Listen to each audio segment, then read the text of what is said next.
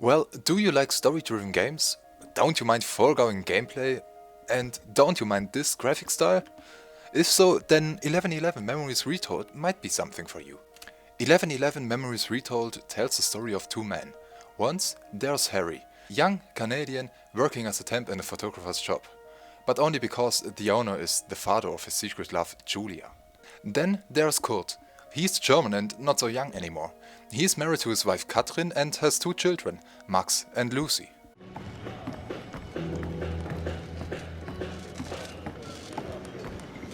Their stories start in the middle of World War I. Major Barrett comes to the photo shop one day and leaves an unmistakable impression on Julia. A pretty uniform like that has an effect on a person's reputation. With the aim of becoming a steadfast man of his time, Harry does not hesitate when Major Barrett invites him to be his personal photographer during the war. Kurt's son, Max, is already in the war and missing. Reason enough for Kurt to leave his wife and daughter behind to search for a son. Well, now that sounds reproachful from me, but that's not how I mean it. I won't dare to judge such a decision, after all I've never been in such a situation before. But that's how the story of the two of them begins. They go to war. Not for political reasons, but for their own personal reasons. And so I'm on a train heading out of Germany, where I write to you now. It's not a comfortable journey, being on this train. For you, my darling, nothing changes. I will still be away from home.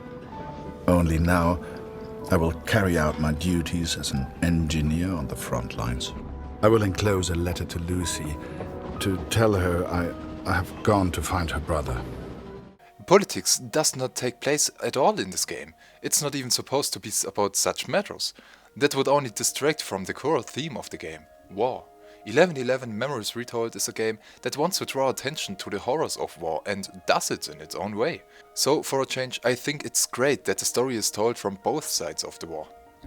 In my opinion, Harry plays a very special role in the first 1 or 2 hours of play. He's the one who just wants to look like a hero. He wants to make an impression on his great love and sees it more as an adventure in a foreign, faraway country. And besides, what could happen to a photographer? That's exactly how Harry plays himself in the beginning, but then it quickly turns into something else when he really has to photograph the war. And in the meantime, Kurt is looking for a son, but I'm reaching way too far ahead. Photos on the boat were easy. I'd had more trouble with customers back home. Stop ringing that bell! People are sleeping over here! In the game, we switch back and forth between our two protagonists every few minutes. So really every few minutes. I never looked at the clock, but if I had to guess, a part with one person doesn't last 10 minutes and you take over the other one again. In the beginning, I rather thought that this could be disturbing, because you experience the story of a person and before you really get in, you are ripped out of it again. But it wasn't like that at all. On the contrary, that way you never forget that there is someone else, and sometimes they are very close. It doesn't disturb the flow of the story, it's more necessary. In some sections you are also in the same place and can switch back and forth between the two. That still results in certain gameplay elements, but I don't want to spoil at this point. But quite apart from that, you also control a cat at times. As I mentioned in the beginning, the game wants to draw attention to the horrors of war, and it does that in many places. Only that it did not leave such a last impression with me. However, I would not like to reproach the game. I only played this war of mine a few months ago, and it has an amazingly long-lasting effect. Everybody who played it himself might be able to understand that. But I didn't want to see this missing impression as negative, because it could also be because the story is much better. And it's rather the horror of war through the story that sticks in your mind. As a story fan, you can really get your money worth in this game.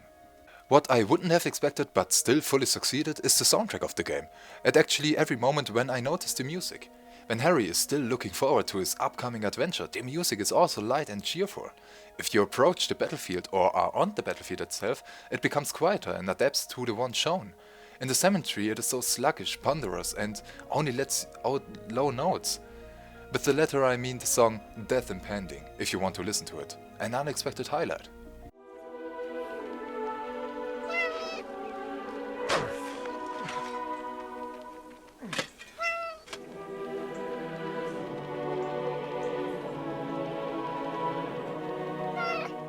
And now to talk about the most obvious, the graphics. You could simply say that you want to hide a bad graphic with it, despite all the pretended arguments. However, I would like to say that money or time was less important here. I would like to say this because of the dubbing actors, because they are not only fantastic. There's only one voice output, but there are still 3 different languages: English, French and German. Only the language of the subtitles can be said. The graphic style reminds of a painting made of watercolors. According to the developers, it should look exactly the same, like a painting made of blurred, not clearly recognizable colors. This should create a dreamlike overall picture. Because the story is fictional, but the story could have originated from tales of veterans. A story with blurred and vague memories. If you like that, you have to decide for yourself. I found it to be a nice change, but I don't need to have more of it. Hallo. Nicht schon wieder. Ich kann dir nicht helfen. Hörst du eher was über Funkcode? What I almost forgot, before each chapter you can decide with which character you start playing the following section. Supposedly this has an impact on the story as well as some other decisions. But I never checked that. I don't want to play through the game a second or third time. Don't get me wrong, under the conditions mentioned at the beginning, the game gets an absolute recommendation from me without question. But whether it's really worth a second time is questionable. Then I will have a look at the 7 endings on YouTube.